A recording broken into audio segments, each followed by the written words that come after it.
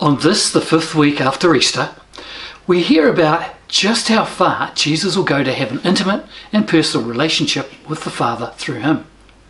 A relationship where we'll be forever drawn into the Father's heart of children. There's much more in this than we can cover in a couple of minutes, so I invite you to consider 3 important points. The first one, that I must go to prepare a dwelling place for you. The whole reason for Jesus' sacrifice for us is so that we would forever live in the presence of God, our Father, as it was always meant to be. A dwelling place is given to us at baptism, and our life lived in Jesus through his Holy Spirit. That Holy Spirit that comes to us at Pentecost.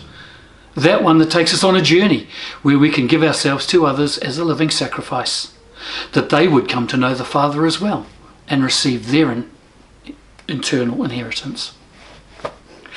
This leads us to our second point, where Jesus says, I am the way, the truth, and the life. No one comes to the Father except through me.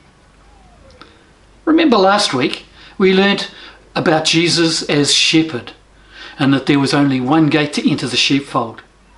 That's a forerunning parable to the simple statement that Jesus makes and reinforces for us. If we know him, we know the Father. And the corollary of that is that the Father knows us in that intimate family way. It reminds us that we have life. That to have life and to have love, we must have Jesus.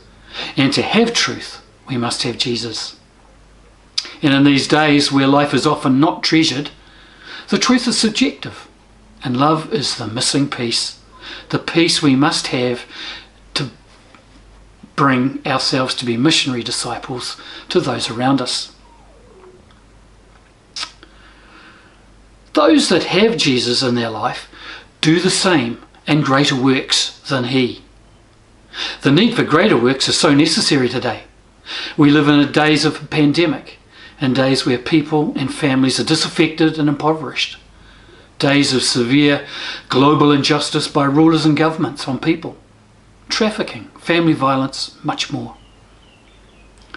As a Eucharistic people, we're charged with being Jesus to others. And in these and even more dire situations, we are given everything we need to serve and to minister and to be present and to engage with those around us. We have the promise that whatever is required, we have been empowered with it by Jesus through the person of his Holy Spirit. That same Holy Spirit that came at Pentecost. And that same Holy Spirit that Jesus promises through him that we'll be able to do even greater works than he.